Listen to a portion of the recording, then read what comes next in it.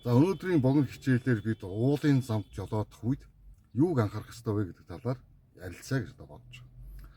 За уулын зам бол хамгийн үзэсгэлэнтэй мөртлөө хамгийн аюултай осол аваар гардаг ийм зам байдаг. За уулын зам жолоодохдоо дараах зүйлсийг анхаараарай. Нэгдүгээрт хурдаа барих. Огцон мэргэлт уруудалт их байдаг тул хурдны хязгаар хяналттай явах нь чухал. Хоёрдугаарт доод арааг ашиглах.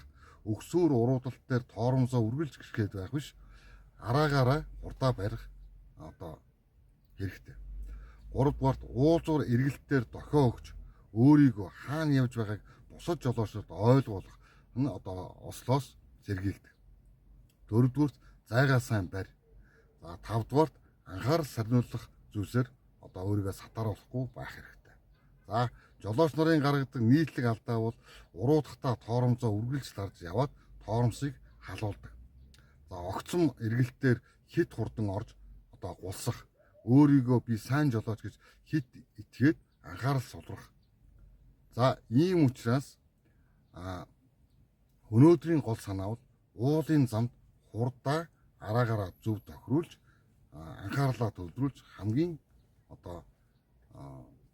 хянамгай жолоодлагыг үйлдэх нь чухал байна.